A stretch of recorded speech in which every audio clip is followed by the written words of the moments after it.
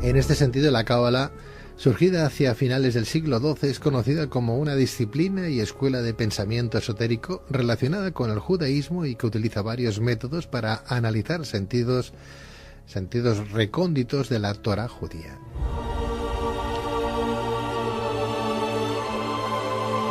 Asimismo, nuestro siguiente invitado apunta que el camino de la Cábala o Kabbalah es un proceso que se desarrolla a lo largo de toda la vida y que implica un alto crecimiento personal.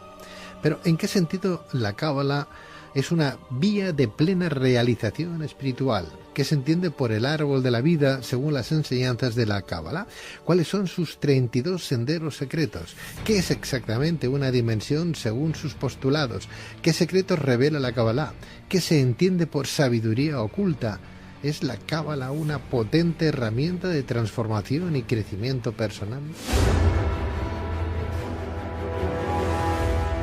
Para responder a estas y otras cuestiones tenemos con nosotros a don Mario Javier Sabán, doctor en Filosofía, doctor en Antropología, licenciado en Derecho, presidente de la Fundación Tarbut Sefarat para la difusión de la cultura judía, profesor de Cábala, escritor y autor, entre otros libros, de Sot 22, El secreto, de Guione Impresores.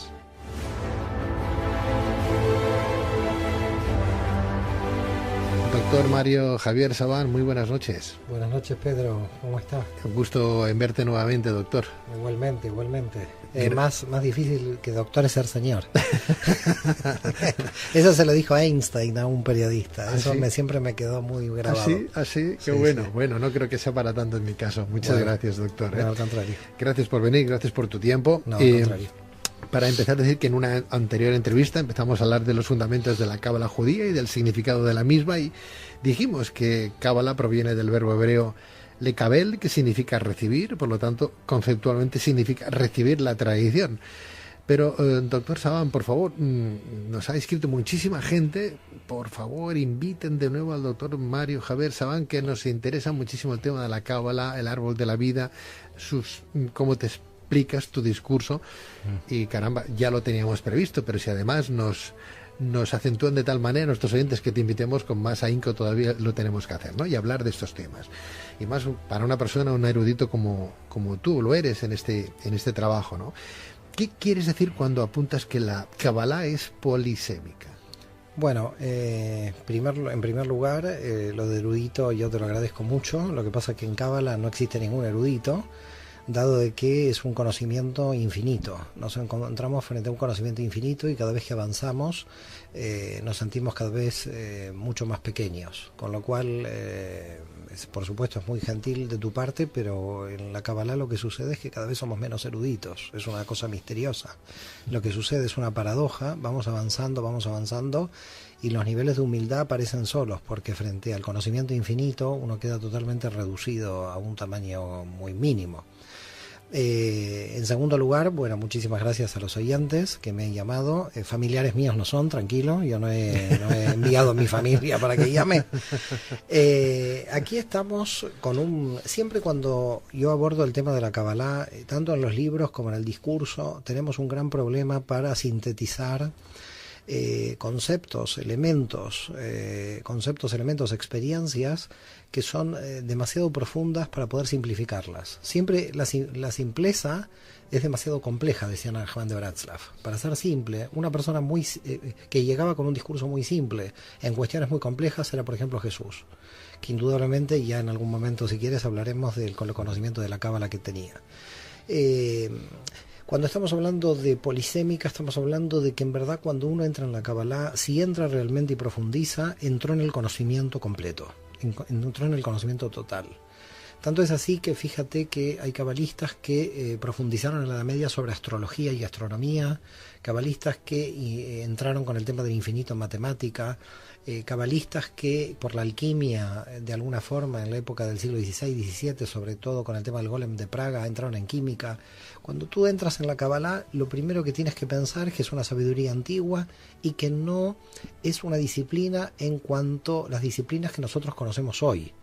Es decir, nuestras disciplinas actuales son todas están todas cortadas de alguna forma, están todas no relacionadas. La Cábala, al ser una sabiduría antigua, relaciona el conjunto de la totalidad, tanto del universo como del individuo, y por ese motivo hay como dos grandes secretos dentro de la Cábala, lo que nosotros llamamos el Masé Bereishit y el Masé Merkabah. Es decir, el Masé Bereishit es todos los secretos que contienen los primeros 3 capítulos del libro de Génesis, que son muy difíciles de entender, y el primer capítulo del libro de Ezequiel, el texto que nos lleva prácticamente al tema extraterrestre cuando se habla del capítulo primero de Ezequiel. Ahora que acabas, perdona, de hacer mención a estos libros y del Génesis, un pequeño paréntesis en el Génesis, creo que es en el capítulo 6, versículo 9, creo que es, que habla de los Nefilim, los gigantes. Sí, los que copularon con las hijas de los hombres. Te gusta, ¿no? Te gusta ya de Génesis. Bueno, me gusta la Cábala, me gusta leer. Yo dije, no sabía que Pedro venía con este nivel. ¿Yo qué hago? Yo me voy. Si empezamos ya con los gigantes del capítulo 6 de Génesis, pero me está cogiendo miedo el señor Pedro. Pero como has dicho, además has apuntado sobre el capítulo del Génesis, estos 3 capítulos los importantes, ¿no? Sí. Claro, y que es difícil de entender, verdaderamente no me negarás que es difícil entender qué pasó con esos gigantes, quiénes fueron estos elementos que copularon con las hijas de los hombres. Sí, mira, a ver, el tema es el siguiente, tenemos que hablar aquí de varios elementos. Primero, la verdad que cuando nosotros decimos que la Cábala nace en algún siglo, en verdad no es que mentimos, pero mentimos, porque nadie sabe exactamente desde cuándo viene la Cábala.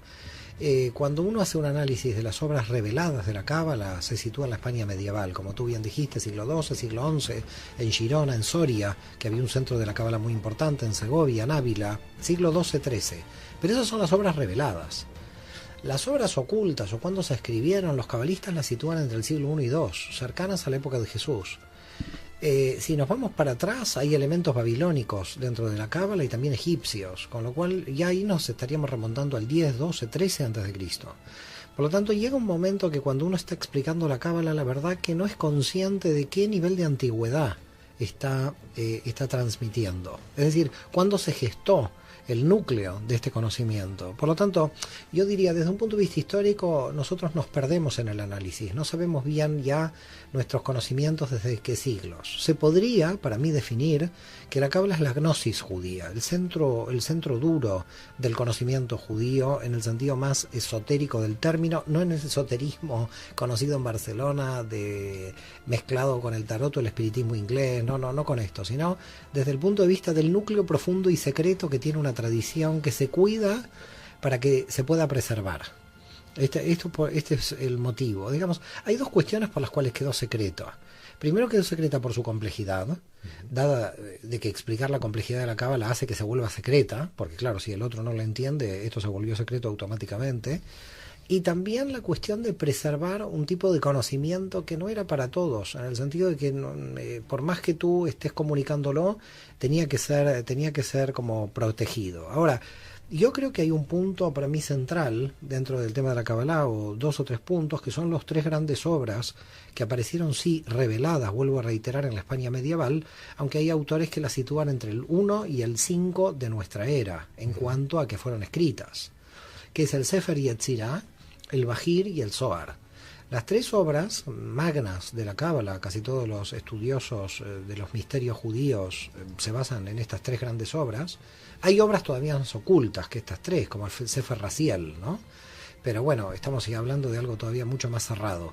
Pero de estas 3 obras, de Sefer Bahir, el libro del Bahir, el Yetzirah, Bahir y Yetzirah, fíjate que se sitúa la primera revelación de estas obras en el año 1176 en Gerona. Y el Zohar entre Segovia y Guadalajara a finales del siglo XIII. Moshe Idel, el gran investigador de la Universidad Hebrea de Jerusalén, sitúa el Zohar escrito entre 1270 y 1290 entre Segovia y Ávila. Y no queda claro si fue Moshe de León como solo autor o si fueron varios los escritores o un conjunto de escritores. Parece que la tamaña obra, que es el Zohar, que es tan larga, indudablemente tuvo que tener un conocimiento de varios, de un grupo secreto. Por eso muchos lo reclaman en Segovia y muchos lo reclaman en Ávila. Es posible que lo que pudo haber pasado es que el grupo haya comenzado en Segovia y Moisés de León haya terminado la obra en Ávila.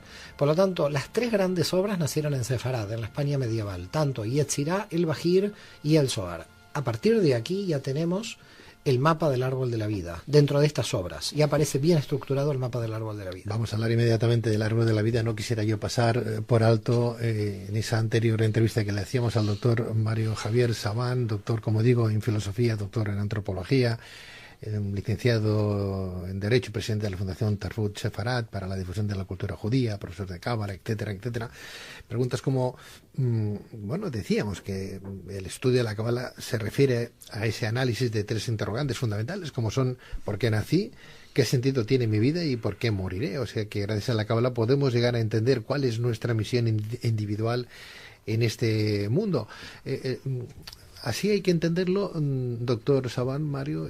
¿Por qué nací? ¿Qué sentido tiene mi vida y por qué moriré? Mira, estas preguntas las ha realizado Víctor Frankl, el sobreviviente del Holocausto, que es el creador de la logoterapia. Lo que pasa es que hay una diferencia entre la logoterapia y la cábala en este punto, y es que la cábala entiende que cuando uno entiende el sistema de cómo funciona el universo, uno entiende la misión que tiene uno en la existencia. Es decir, la cábala es mucho más cosmogónica, mucho más cósmica en el sentido de la interpretación. Y luego la persona tiene que bajar a entender el sentido de su propia existencia. En la psicología clásica y en la logoterapia, el individuo quiere buscar su misión solamente de acuerdo a su misión. Y esto es muy imposible. Para la cábala la misión de una persona es un rompecabezas dentro de un puzzle general cósmico. Que si no se entiende la estructura cósmica de la realidad, no entiendes dentro del puzzle dónde estás tú, dónde tu energía tiene que estar diseñada. Es decir, tu energía no está diseñada solamente por tu desarrollo personal, porque eso es muy egoico. Te puedes poner medallas toda la vida y después terminas en el cementerio y todos estamos imprescindibles en el cementerio. Pero la cuestión no es esa. La cuestión es saber cósmicamente cómo esto funciona y si tu energía, qué sentido tiene a nivel del cosmos, a nivel general. Es decir, nosotros decimos dentro de la Cábala que lo que nosotros llamamos psicología es cosmogonía dentro de la mente. Es decir, las fuerzas cosmogónicas que operan en la realidad, las fuerzas cosmogónicas generales que operan en todo el cosmos. El que más se acercó ahí desde la psicología fue Jung, con los arquetipos del inconsciente colectivo. Pero para la Cábala ya no es un tema metafísico, es un tema físico. Yo te diría de física cuántica, no de metafísica. Porque si Jung decía que la cuestión eran los arquetipos del inconsciente colectivo, la Cábala está diciendo todo el universo tiene un inconsciente colectivo que en verdad está revelado, que es consciente. Nosotros lo tomamos como inconsciente, dado que nosotros no sabemos cómo funciona. Pero si nosotros revelamos cómo funciona el universo, lo que estamos revelando automáticamente es, empezamos a entender nosotros por qué estamos en el universo. Por tanto, la Cábala sería cosmogónica en principio, en el análisis cósmico de cómo funciona esto, por qué razón existe esto, qué limitaciones tiene la realidad. En este sentido, recomiendo mucho las obras de Luzzatto, el gran cabalista nacido en Venecia y muerto en San Juan de Acre. Vivió 40 años y muy potente, hizo más de 20 libros, hay 3 o 4 editados en castellano por Editorial Obelisco. Uno, por ejemplo, hay varios de él, hay 3 o 4, ya te digo, y Luzzatto decía, nosotros tenemos que primero estudiar las leyes predeterminadas del universo. Cuando nosotros estudiamos las leyes predeterminadas del universo, a partir de ahí empezamos a entender nuestra función en la existencia. Por lo tanto, claro, con el cambio del paradigma antropocéntrico a que nosotros empezamos a entender la vida desde nosotros, hemos perdido la cosmovisión antigua y medieval de que hay que entender el cosmos y después a nosotros.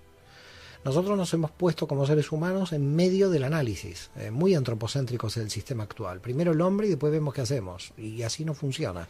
Nosotros somos parte de la naturaleza del sistema, nuestras energías están dentro del sistema, y son cosmogónicas nuestras energías. Cuando nosotros las aprendemos en la mente y nos definimos como alma, ahí estaríamos hablando de un tema más psicológico, más antropocéntrico. Pero la verdad que nosotros venimos de lo cósmico.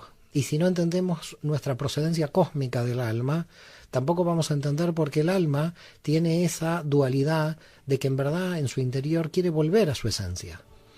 Volver a su esencia es que el alma no entiende bien el funcionamiento de la materia. Estamos un poco atrapados dentro de la materia. Mario, pero tú crees claro que crees, ¿no? Pero ¿tú crees que verdaderamente el mundo, las gentes que nos están escuchando entienden que o se hacen esas preguntas? ¿Por qué nací? ¿Qué sentido tiene mi vida y por qué moriré? Si no tienen un porqué espiritual, si no tienen no sé, porque claro, se me hace a mí particularmente muy extraño llegar a pensar en el cosmos, por ejemplo, en esa cosmogonía que tú vienes a decir, si no tengo ningún tipo de fundamento humano o espiritual. Mira, en mis adentros. Totalmente, ¿no? De acuerdo. Nosotros, a partir de la conciencia, tenemos una evolución que no tenemos forma de frenar esta evolución. Por supuesto, en la historia tenemos muchas involuciones, pero la conciencia siempre tiende a expandirse más, a querer más, a ser más consciente. Digamos, nosotros en Cábala decimos que la conciencia, en el momento que de alguna manera se revela, tiende a su propia autoconciencia. La preservación de la persona en la materia es para que la conciencia se siga expandiendo. Es decir, el miedo del ser humano a la muerte viene dado solamente porque la conciencia lo que quiere es seguir expandiéndose. Pero hay un punto que nosotros lo tenemos muy claro dentro de la Cábala, que cuando la conciencia llega a un nivel de expansión muy grande, no se puede entender la propia alma sin entender el sistema general. Por supuesto, yo estoy de acuerdo contigo que la persona en principio empieza a pensar en su vacío existencial. ¿Para qué vivo? ¿Por qué vivo? Estas son las primeras preguntas. Si es que muchos se la hacen. La gran mayoría no se la hacen, y también estoy de acuerdo contigo. Y nosotros en la Cábala decimos, al que no se hace estas preguntas no hay que hacérselas. No hay que hacerle las preguntas, porque cada uno es feliz en el nivel en que se encuentra. Por lo tanto, la Cábala no puede despertar a alguien del nivel en que está. Es decir, si alguien está mirando el Barça-Madrid con, bueno, no sé, no quiero poner Barça-Madrid, sí, porque sé que el otro día agregaste otro equipo, no quiero meterme en estos problemas de fútbol, ¿no? Pero si una persona está feliz en el nivel en que se encuentra y nunca se preguntó el sentido de su existencia, lo tienes que dejar muy tranquilo, déjalo ahí y no lo muevas. Claro. La persona que se pregunta el sentido de su existencia es que ya se ha movido sola. Quiere decir que los que llegan al camino espiritual llegan por sí mismos. Nadie los trae al camino espiritual, llegan por sí mismos. ¿Qué quiere decir por sí mismos? Dicen los textos de la Cábala, el que entiende, entiende por su propio entendimiento. Si tú quieres entender, te pones ahí a intentar entender. A partir de aquí, ¿qué hacemos? Claro, que a partir de aquí se dividen en dos grupos. Los que no van a avanzar, hipotética o transitoriamente, porque dentro de 5 años no sabes qué crisis existencial le puede aparecer a ese grupo que no quiere avanzar.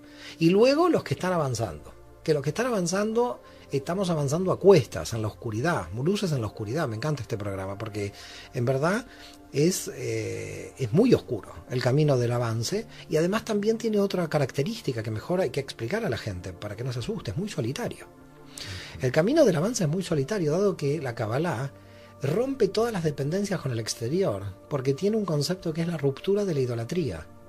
Es decir, yo no puedo creer que el rabino me va a decir a mí lo que tengo que hacer, ni el párroco lo que tengo que hacer, ni el imán de la mezquita lo que tengo que hacer, ni nadie. Claro, entonces te deja tal nivel de autonomía, decir, ¿y ahora qué hago yo solo? Bueno, primero aguántate de entender que estás solo. Claro, esto es muy difícil porque la gente siempre se ha sostenido sobre algo, ¿no? Yo creo que Freud lo llamaba objeto transicional, que es el osito que tiene el niño, que se va a dormir, que tiene menos miedo porque, como ve que el osito no tiene miedo, que el pobrecito no ve nada, él también le transfiere cierta forma de seguridad. Bueno, primero es el osito, después el novio, después el esposo, pero el osito no cambia, siempre necesitamos como una zona de seguridad. En la Cábala tenemos un problema, porque lo primero tenemos que explicar a la persona es que no hay zonas de seguridad. Claro, decirle esto a una persona, es decir, no hay zonas de seguridad, es que el cabalista es un antigurú, en el sentido de que, claro, el gurú lo que quiere es controlar al grupo y el cabalista lo que quiere es destruir su imagen para poder otorgarle al otro una autonomía necesaria para que el otro crezca. Porque si tu maestro va a ser un gurú, estás perdido, porque tú no vas a crecer, le vas a transferir poder al maestro.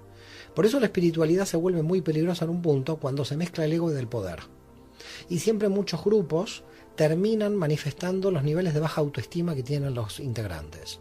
El nivel de baja autoestima del gurú, que necesita que todo el mundo le diga que es un gran tipo, y el nivel de baja autoestima que tiene el grupo, que necesita al gurú proyectarle la estima que no tiene. Con lo cual, un desastre, tanto del gurú que tiene la gran autoestima, que tiene la baja autoestima, como los discípulos. Con lo cual, claro, la cuestión ¿cuál es? La cuestión es decir, bueno, cada uno, dice la Cábala, es maestro de sí mismo. A partir de aquí ya le tienes que ayudar a decir, bueno, estás solo, no es aguántatela, pero trata de ver cómo vas a hacer este camino solo. Quizás es un camino que tú no puedas hacer, quizás siempre necesites cogerte a algún objeto y ser un idólatra, que tampoco es negativo. La gente se coge a algún objeto dentro de la materia o algún sujeto. Pero el camino de la Kabbalah es duro, porque el camino de la Kabbalah es como de la madurez total. No tienes dónde asirte, sería en términos de castellano.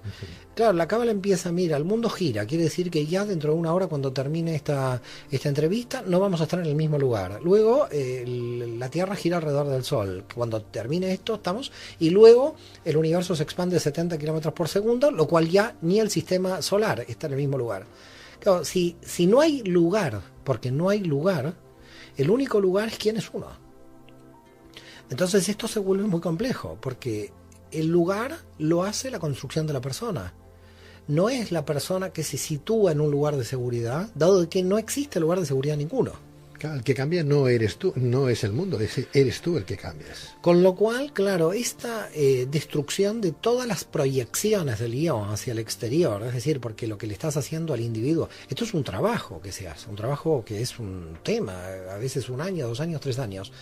Y la gente que va llegando, digamos, a este nivel, lo que tú vas sintiendo es que se va sintiendo mucho más libre, a pesar de esa radical soledad que tiene, mucho más tranquila, y sobre todo porque matan el ego, o yo no diría matan el ego, sino canalizan el ego, esta sería la forma correcta de decirlo en la Cábala, canalizan el ego o canalizan el yo, de modo de que también una aceptación de la muerte física mucho más importante, dado de que se entiende que del otro lado de la materia hay energía. Mario, no obstante, este camino, este proceso de la Cábala, como bien dices, es un camino solitario, donde el ego también puede estar muy presente en cada esquina, en cada recodo, ¿no? Porque, claro, el narciso está ahí. Si nos consideramos que no necesitamos al resto del mundo para nuestro autocrecimiento o autoevolución, está claro que podemos llegar a pecar de perdón. la propia realidad. No, perdón. En ningún momento dije que no necesito al resto del mundo. No, me refiero a que dentro del crecimiento personal, el que está dentro de la Cábala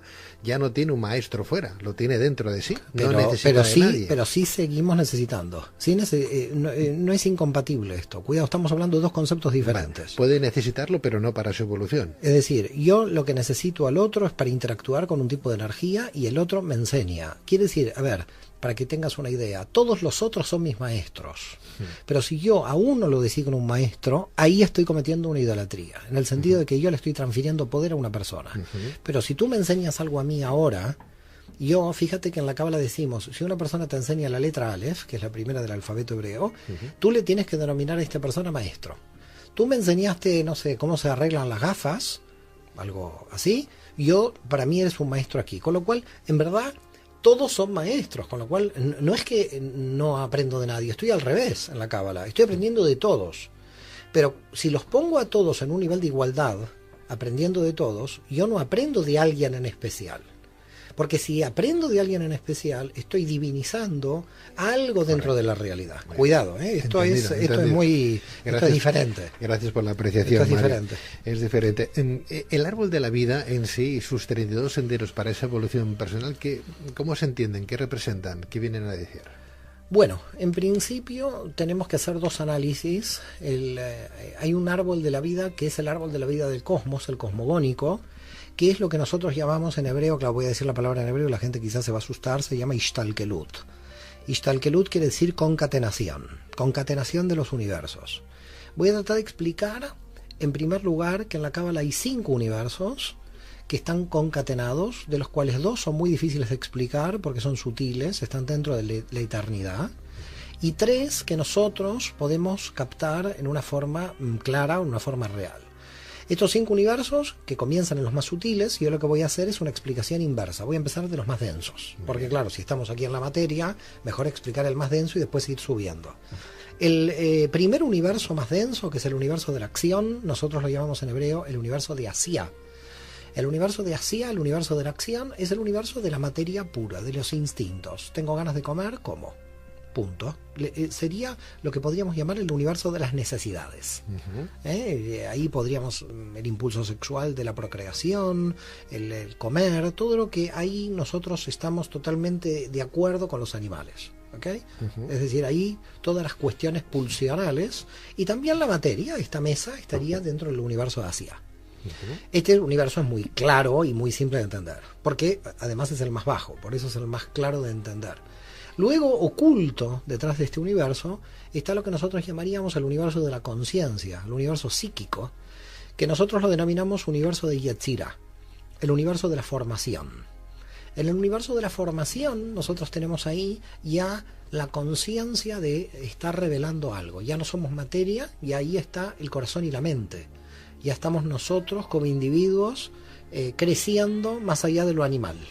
¿Okay? Es decir, si el universo de Asia era el universo material animal, el universo de Yetzirah es el universo de la conciencia, el universo de la psique, el universo de la mente. Pero cuando hablamos de mente en Cábala hablamos de mente y corazón, así que cuidado, pensamientos y emociones. Luego, en un nivel superior, está el universo de Briah. El universo de Briah es un poco más difícil de explicar, dado que está más alto que nosotros, y es cuando se creó el espacio-tiempo en el Big Bang. Es decir, que ya ahora no pasamos a un universo cercano al nuestro, o de conciencia, sino que ya estaríamos hablando del universo en su totalidad. Cuando se crea el tiempo y el espacio, ahí aparece el universo de Briah. Briah quiere decir, viene de Bereshit, es el universo de la creación. Así que ya tenemos Asia, la materia, Yetzirah, la formación o el universo psíquico, y arriba de todo el universo de Briah. Del otro lado, el universo que hay, antes del punto del estallido universal, antes de lo que nosotros llamamos en Cábala el Tzimtzum, sí, nosotros tenemos lo que se llama el universo de Atzilut. ¿Qué es el universo de Atzilut? El universo de Atzilut es lo que nosotros llamamos la eternidad, está dentro del infinito. Y en el universo de Atzilut nos encontramos que lo llamamos el universo de la emanación. ¿Por qué de la emanación? Porque ahí podemos ver las 10 luces primordiales o las 10 energías primordiales que van a dar lugar luego dentro de Briah en el espacio-tiempo a la Sefirot. Pero que ahí no son Sefirot. Vamos a explicar por qué motivo no son dimensiones. Sefirot son dimensiones, para el público vamos a explicar que Sefirá es una dimensión, porque para que exista una dimensión tiene que existir tiempo y espacio. El tiempo y espacio de los 3 universos anteriores que explicamos de Briah para abajo es el universo que va a captar las energías que provienen del infinito, que provienen del nivel de Atzilut. En Atzilut ya estamos hablando de energías básicas dentro del infinito. Son como los conjuntos transfinitos de Cantor. Es decir, son contenidos infinitos dentro del infinito. Este sería el nivel de Atzilut. Claro, no se pueden ver sino desde Briah. Porque ¿quién los ve? Solamente lo ve el Ein Sof, lo ve el infinito en su autoconciencia, en su propia autoconciencia. No lo ve nadie de afuera porque no hay tiempo ni espacio. Si nosotros pensamos que antes del Big Bang, antes del universo de Briah, solamente existía el universo de Atzilut, ¿quién ve Atzilut? En lo infinito.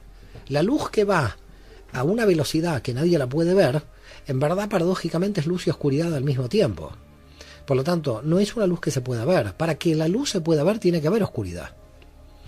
No tienes otra opción. Tiene que haber algo oscuro para que la luz se vea. Cuando estamos hablando de una luz que no se puede ver, lo que está pasando es que no estás viendo nada. Una luz que no se puede ver es como yo te pongo la luz del sol en los ojos cuando te levantas a la mañana. Con lo cual, ¿qué ves ahí? Yo te estoy diciendo, te estoy dando mucha luz, claro, te estoy dando toda la luz del sol, pero quedas ciego. ¿Por qué? Porque nosotros decimos en Cábala que en un nivel, en el infinito, no hay cli de recepción. Cli es un concepto muy importante en la Cábala, es el concepto de recipiente o de vasija. Si no hay quien reciba, esa luz no la ve nadie. Es como la luz de un planeta que ya murió hace millones de años, pero la luz sigue vagando por el universo. El planeta no está, la materia no está, pero la luz sí está. Quiere decir que la luz sigue vagando. Ahora esa luz puede seguir vagando como un poco eternamente, no eternamente porque el vacío del universo es finito, pero nosotros captamos luego y nos llega una luz que ya en su origen ya ha muerto, quien la dio en su origen. Por lo tanto, si no la capta nadie, esa luz existe, pero no la capta nadie, y si no la capta nadie no se ve. Además, si nosotros la intentaríamos ver, esa luz al infinito sería imposible, porque nosotros somos finitos para ver esa luz. Por lo tanto, el universo de Atzilut se complica mucho para explicar, porque estaríamos hablando de un universo emanado dentro del infinito, que como es infinito, no está en nuestra capacidad poder entenderlo de acuerdo a cómo nosotros operamos mentalmente, que es de acuerdo a los límites de la forma. Nosotros entendemos todas las cosas por la forma, es decir, si yo cojo esto, estoy cogiendo un vaso. ¿Por qué cojo un vaso? Porque esto tiene la forma de vaso. Por lo tanto, cuando yo defino algo en mi realidad finita, lo defino a partir de la forma de ese algo. El problema es cómo defino algo en el infinito. Porque lo tengo que definir por el contenido, no lo puedo definir por la forma. Y a eso nosotros le llamamos en hebreo orot, luces. Luces que existen en Atzilut, que están emanadas en Atzilut, no me gusta decir existe porque no tienen existencia, sino tienen esencia, están emanadas en Atzilut, están emanadas en la emanación, pero que nadie las puede ver porque todavía no hay vacío donde se puedan ver. Este sería ya un nivel difícil de explicar y que de hecho los cabalistas lo han intentado explicar. Es decir, los cabalistas se han intentado meter dentro del infinito para tratar de explicar, porque ellos decían, nosotros no podemos meternos en el infinito como finito porque nosotros desaparecemos, pero sí nuestra alma puede entender el infinito aunque nosotros no estemos ahí. Ahora, ¿cómo lo entendemos si nosotros no estamos ahí? Porque las luces que vienen del infinito se reflejan en lo finito, y cuando se reflejan y entran esas luces emanadas al universo de Briá, que es el universo del universo receptivo, el primer universo tiempo-espacio, lo vamos a captar con los Keilim, con las vasijas, y van a aparecer las Sefirot. ¿Qué es una Sefirá? Para tratar de llegar al punto central de la definición. ¿Qué es una dimensión? Una dimensión es la que tiene Or, la que tiene luz, y la que tiene Kli, la que tiene vasija. Cuando tú tienes luz y tienes alguien que la ve, una vasija, tienes una dimensión. Cuando tú tienes una luz sola que no tiene vasija, no la ve nadie, entonces no es una dimensión. Para que exista una dimensión, tiene que existir tiempo y espacio. El tiempo y espacio que creó el vacío en la primera autocontracción es la primera vasija general, es decir, nuestro universo es la vasija general donde la luz que viene del infinito se puede ver. Así que el ADN del infinito lo podemos ver en lo finito, porque lo vemos de alguna forma como una especie de fractales, como una especie de holograma. Entonces, todo lo que hay aquí ya está en el infinito. Ahora, ¿qué quiere decir ya está? Hay un problema también con el tiempo, porque nosotros tenemos fue, es y será. Porque nosotros tenemos tiempo, pero en el infinito no existe el tiempo. Por lo tanto, tenemos un problema también para descifrar qué hay en el infinito, porque en el infinito, como hay eternidad, la información está encriptada, tanto la del pasado, la del presente, como la del futuro. Quiere decir que la del futuro ya está. Por tanto, si los cabalistas suben al nivel de Atzilut a empezar a entender desde el punto de vista de una comprensión de la eternidad, pueden extraer información del futuro. A mí se me hace muy complejo que, siendo finitos como tú bien dices, en ese universo infinito nuestra alma, que puede entender esa finitud, pueda llegarnos a trasladar esa información. ¿Cómo concibe el hombre esa sabiduría? ¿Cómo la interpreta? Se le debe de escapar. A ver, el tema es el siguiente. Primero que todo, nosotros tenemos un concepto muy importante en la Cábala que es Imun. I-M-U-N, pero claro, en hebreo se escribe diferente, pero bueno, así se dice en castellano. I-M-U-N, entrenamiento. Nosotros siempre tenemos que entrenar. Quiere decir que yo no me puedo ir a hacer una maratón no sé dónde si yo no puedo ni caminar. Por lo tanto, tengo que entrenar. En el mundo espiritual pasa exactamente lo mismo. Hay una cuestión de entrenamiento. Cuando tu mente se entrena a romper las formas, porque el primer trabajo, ¿cuáles son? Hay varios trabajos, pero por lo menos yo le diría a los que nos están escuchando que en la Cábala hay tres trabajos que no son simples de hacer, no es de un minuto, son trabajos como muy lentos y muy difíciles de hacer. El primer trabajo es dudar de la mente. El primer trabajo es una autocrítica, lo que nosotros llamamos la destrucción de los conceptos. La destrucción de los conceptos, ¿a qué nos lleva? A otros conceptos, claro. O sea, clarísimo. Dudar de lo racional. Dudar de todo el conjunto de mi conocimiento. No quiero decir racional porque tengo miedo de que tú me metas en un concepto. Entonces me voy a escapar de las posibilidades conceptuales que tú me estás metiendo. No es dudar de lo racional, es dudar de todo lo que tú piensas. Es decir, es una autocrítica general del sistema mental. Tú llámalo racional, intuitivo, tú llámalo aquí lo que quieras, a mí no quiero entrar en los conceptos. Toda tu cosmovisión tiene que ser destruida. Claro, toda tu cosmovisión tiene que ser destruida. Esto es terrible. Porque además la mente actúa por repetición. La mente actúa como repetición. Tú vas a ser muy parecido a tu padre con tu mujer y tu hijo te va a imitar a ti y vamos, es muy difícil como parar los paradigmas repetitivos y bueno, tenés que llamar a alguien de constelaciones familiares para que te expliquen los líos que hay con respecto a la repetición, que nosotros somos altamente repetitivos.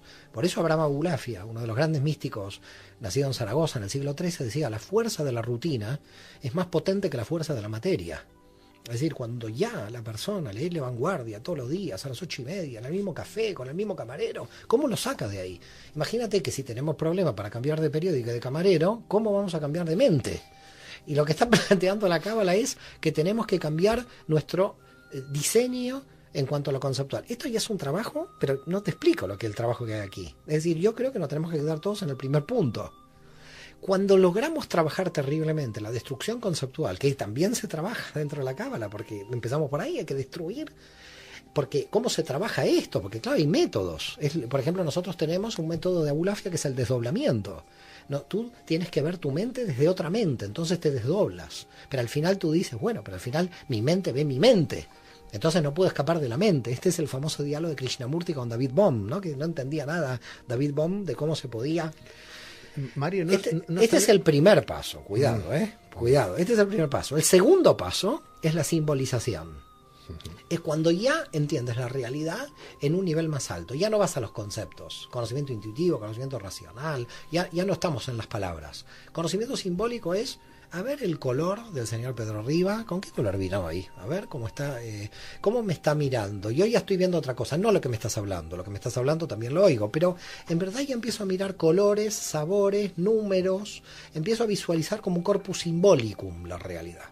Y ahí, para la Cábala, estoy en un nivel superior, estoy en Jochma, estoy en la sabiduría. Me estoy yendo de la biná, de lo conceptual, sino que estoy viendo el panorama como un panorama general, mucho más abarcativo.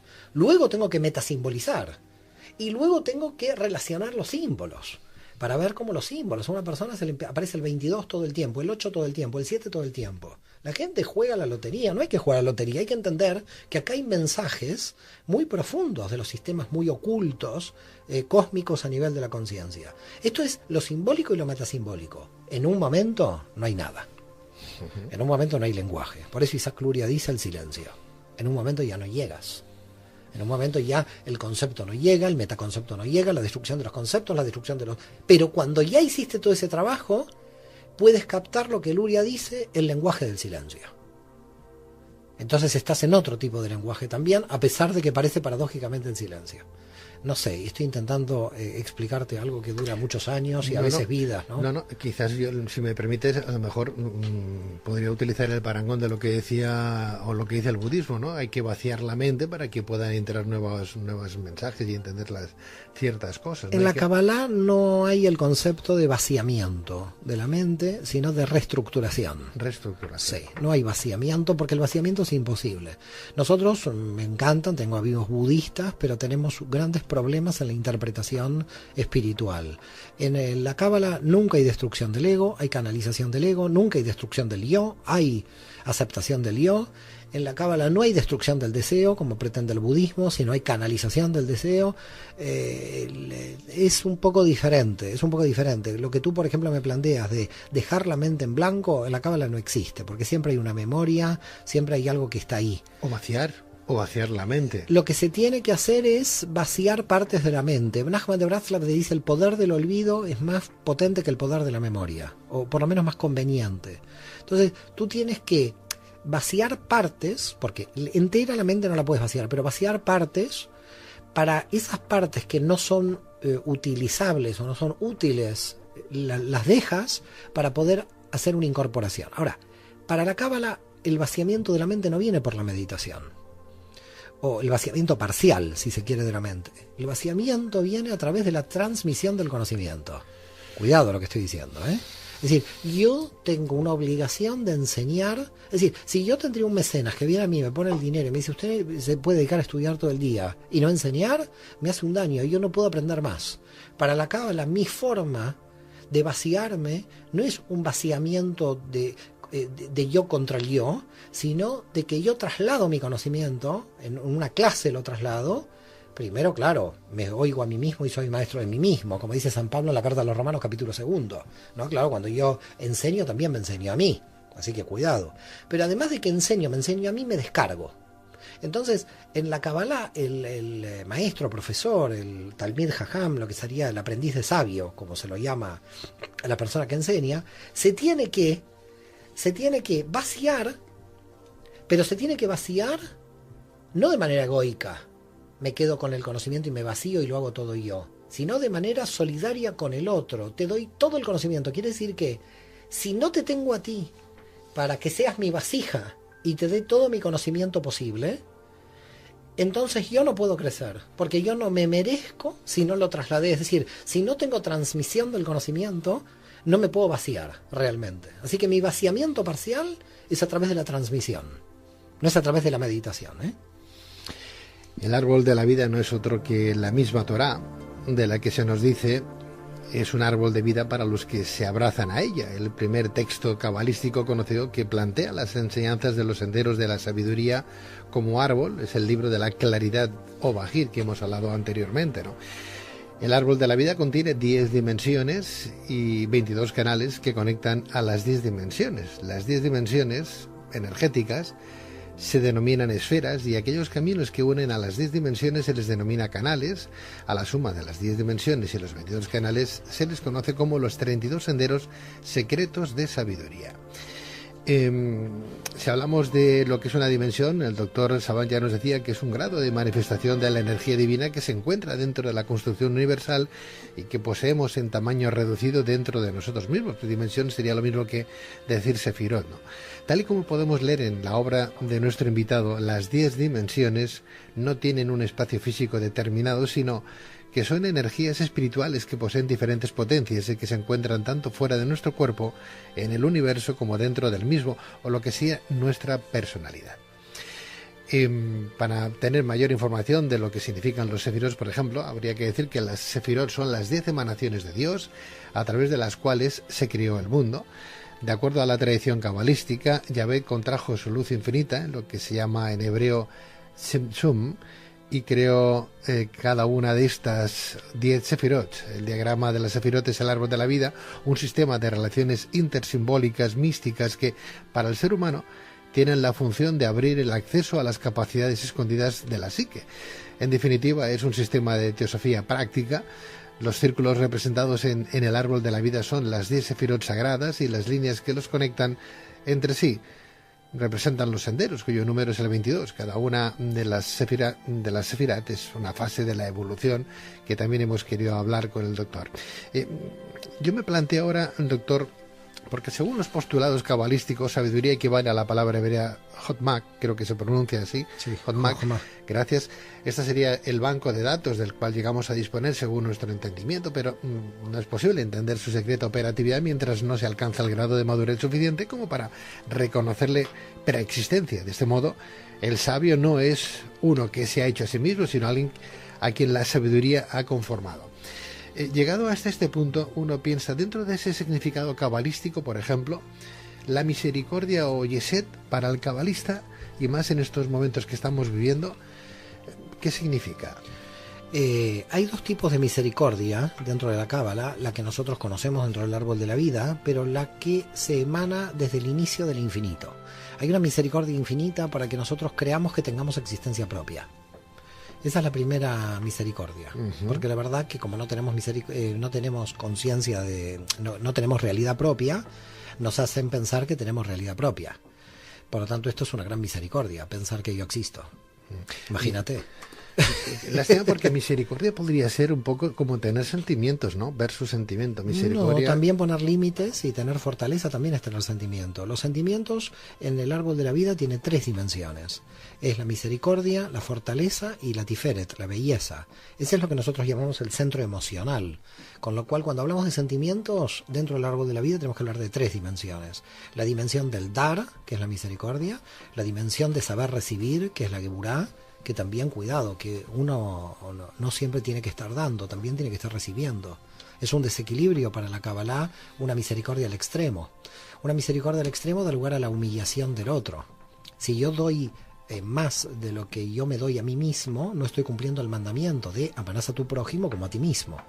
El condicional para amar al prójimo por el mandamiento de la Torá es amarse a uno mismo. Si uno tiene muy baja autoestima y ama en demasía a los demás, se está humillando.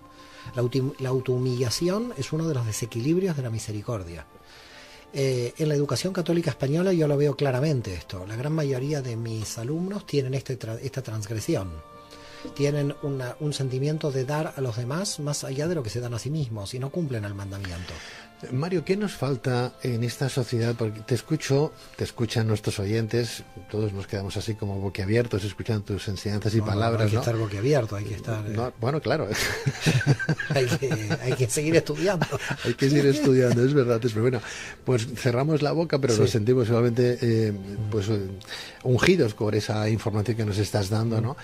Pero, claro, hay mucho egoísmo en el mundo. Claro que hay mucho egoísmo. Cada uno se mira nada más que su propio ombligo, permíteme que utilice estos términos, ¿no? Entonces, si vemos que hay guerras, vemos que cada uno interpreta a su Dios de la manera que uno quiere, cuando vemos que hay musulmanes de los de la yihad y compañía que utilizan pues palabras muy metidas dentro del Corán que no tienen nada que ver con sus postulados, uno se da cuenta que, caramba, hay algo que no funciona. Cuando vemos, por ejemplo, que dentro de la religión cristiana hay tantos senderos, ¿verdad? Y cada uno que profesa un sendero resulta que solamente ve su propio ego, su propio Dios, sus propias verdades, y no atiende a las demás. A ver, el concepto de idolatría es que un religioso también puede ser idólatra. Cuando un religioso dice que su única religión es la verdad, eso es idolatría. ¿Cómo se hace entender a un idólatra que está equivocado? 4 palabras. 4 palabras. Tú quieres como una forma homeopática de... Dibújame un cuadro para que lo entiendan todos. Todo el problema de idolatría se reduce a un problema de autoestima. Cuando una persona tiene baja autoestima, se vuelve idólatra. Porque, ¿cuál es el concepto? Si yo tengo baja autoestima, necesito de una nación, de una religión o de un Estado, porque hay que tener cuidado. Claro, ahora estamos con el Islam radical, pero antes era el nazismo y ahí no había religión, ahí había un partido. El comunismo llegó a unas atrocidades terribles. ¿Qué falla? El ser humano falla. Tú le cambias de ideología, le cambias de teología, le cambias todo al ser humano. Y el problema, ¿cuál es? El problema es muy simple. El problema es que el ser humano falla. Quiere decir que cuando el ser humano falla, cualquier tema en la realidad es una excusa para destruir y destruir. Es decir, para la idolatría tiene cualquier excusa. Por eso hay que tener mucho cuidado cuando un religioso hace idolatría de la Torá. Se puede hacer idolatría del Corán. La gente esta que está matando en nombre de Dios son idólatras. Ellos dicen que luchan contra la idolatría, es mentira. Cuando alguien mata es un idólatra, porque cree que su única verdad está revelada en el Corán. Cuando alguien cree que la única verdad está revelada en un libro, y lo que hace es sacralizar el libro. A ver, Dios no está en un libro. Por ese motivo, para los cabalistas, la Torá es el universo, no es el texto de la Torá. Si una persona idolatra el texto, esta persona se volvió idólatra. Por lo tanto, la Torá es lo que nosotros llamamos Tur Hei, la exploración del universo. El científico que duda de todo y el agnóstico están mucho más cerca del infinito divino que el creyente fanático que es un idólatra. Por lo tanto, esto hay que tenerlo muy claro, hay que tener mucho cuidado cuando idolatría se disfraza de religión. Eso es importante lo que acabas de decir.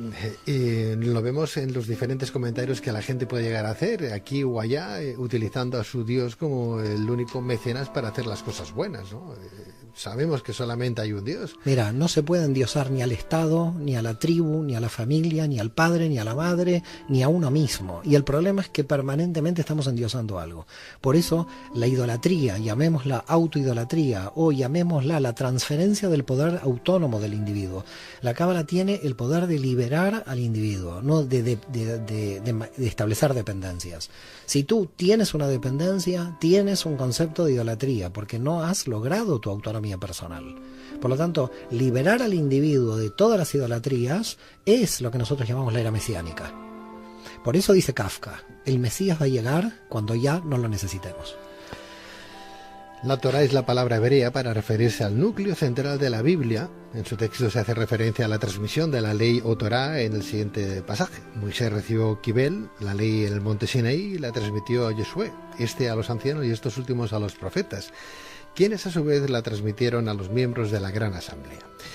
Hoy, un día más, hemos querido tratar el árbol de la vida, su significado en la Kabbalah, un poquito conocer esos misterios que encierran esos sefirotes, esas dimensiones, ¿verdad? Ese proceso tan particular que desde ese hombre finito que decía el doctor Saban va a contemplar un mundo, una cosmogonía muy infinita y que bajo solamente a un conocimiento profundo de sí mismo, a de la Kabbalah también, que le va a ayudar, nunca sabrá o será consciente de sus actos, de sus realidades, ¿no?